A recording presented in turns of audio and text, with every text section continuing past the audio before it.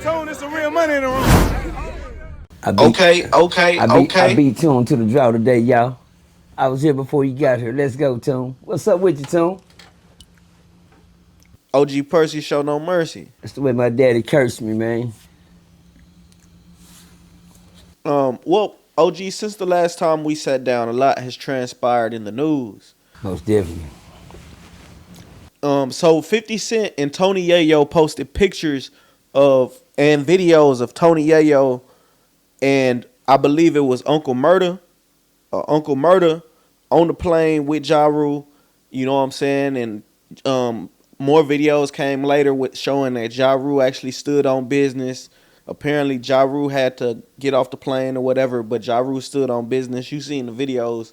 Who actually stood on business in this situation? Well, we never got a chance to see who actually stood on business. All we got a chance to see what was actually, the little old nicks and necks. But I see Ja Rule turn on and voice his opinion. You know, y'all know. And I always imagined Ja Rule to be a real nigga by himself from day one, week one. You gotta notice every time they attack Ja Rule, they come in the game. When they came in the first time, it was G Unit. It wasn't no one person. They said it was 50 Cent, but 50 Cent come with a lot of goddamn people. 50 Cent come with a whole catalog.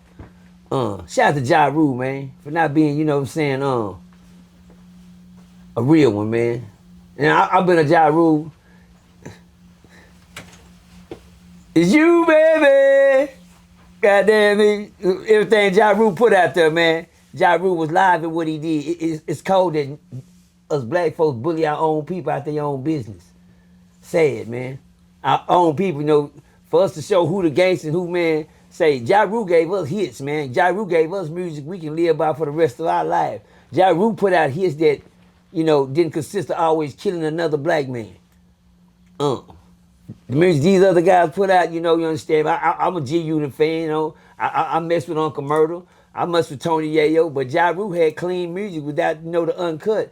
And he was making a good business for himself. I love Ja Rule. Ja Rule the truth, man.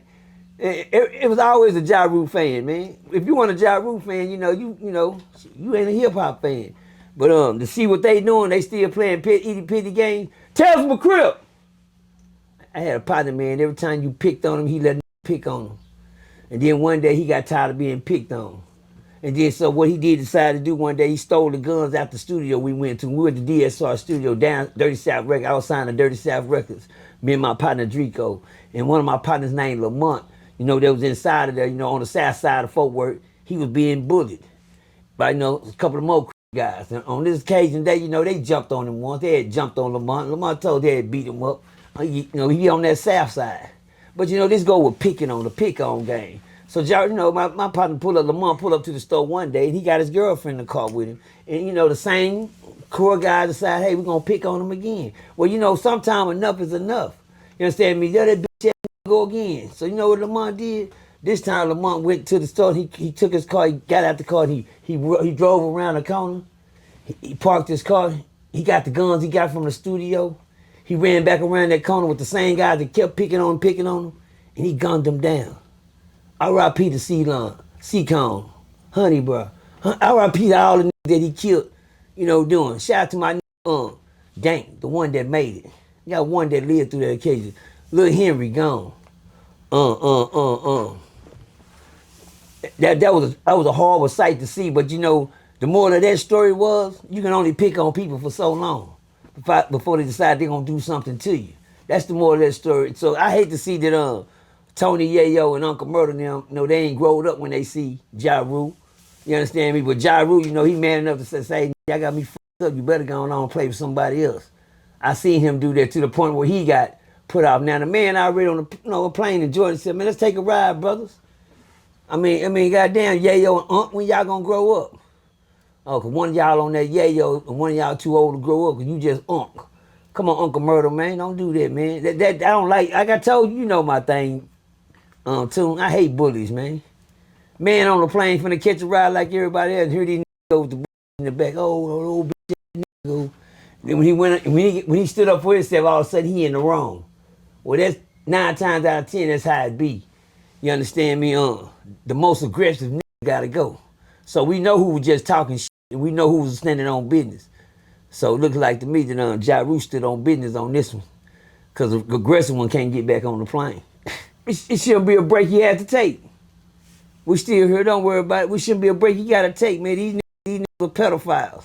They steady picking on the roof, man. Ja Rule is the truth, man. Ja Rule is a legend. Ja Rule is something we needed in hip hop. And for niggas to run him out because he didn't want to be a killer, he didn't want to be a mobster, he didn't want to be this, he didn't want to be a gang banger, he didn't want to be a nigga that kill another nigga and get off on it. He wanted to make good music with Ashanti, good music we can hold on. It's you and I, baby. He gave us good stuff for the soul. He gave us soul music. And they let the gangsters come and take that away from us as a culture. And Ja Rule was a good part of the culture. Him and goddamn me Murda Inc. music, man. But guess what? They did away with that. They did away with all the good things they can. Let me tell y'all something, y'all. If y'all haven't paid attention to the culture of hip hop, can we go down through that a little bit too? The culture of hip hop, where the music and Ja Rule is a very, very prime example of the culture of hip hop. He tried to imitate the Tupac role. You know why? Because they had already took out the Tupac role, which was another powerful piece on the chessboard. When it came, who's the most powerful pieces on the chessboard in hip hop? God damn it, hold on.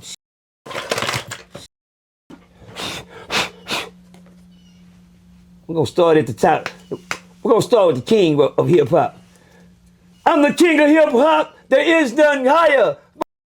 Should call me sire. To burn my castle, you must be tired. And I won't. Well, the king of hip hop, we're gonna start with Run DMC. I'm gonna put the queen of hip hop next to him, not in no gay matter. Chuck D. On side of him, I'm gonna put the next to this BDP, Boogie Down Productions. I'm gonna put Pro Righteous Teachers on here. I'm gonna put X Clan on here. I'm gonna put I might go Queen Latifah. I'll make her the queen. I'll put Queen Latifah on there for the queen. And I'll put MC Light at the end right here for a pump, for a castle. And for the last piece I put on the board, I will put a rock Common. Now,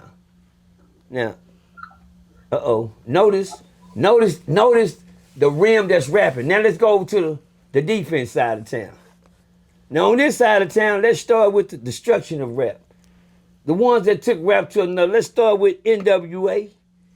Let's start with some Ice Cube. Let's start with some Spice One. Let's start with some goddamn some King T. How about some King T? I throw some King T in there. Some DJ Quick. Some goddamn. We can go on some Banging on Wax. Some we can keep going when it comes down to the culture destroying the other side of the good culture of rap. Did anybody feel the setup that I'm setting up? That's a good setup. And when it's time to go to war, y'all. The sad thing is, the defense side won. Offense tried to hold us off. They tried to come out. They made a move. They said, "Hey, we gonna make a move. We gonna call this one self-destruction." We headed for. So they seen what's coming at us right here on this side. Oh, these started making they move. Gangbangers in the fit. Gun rider, drugs and came out real bad. Gang banging and came out. Drugs out. We got them going against each other. Now we coming out the other side saying, "Hey, let's self-destruction. Let's BDP saying, let's stop kill the noise. Let's kill the violence." No. And guess what? UNITY. And it was none in the end. No UNITY in the end. Guess what? The dark people won. The darker side won. Why? Because the darker side had a darker message. What's their message? They message that kill, steal, and destroy the other kind. That was their message. The kill and steal and destroy the other kind, man. And guess what? And the white folks in society let them do that. That was their job. Guess what? If you had any good music, you couldn't get played on the radio.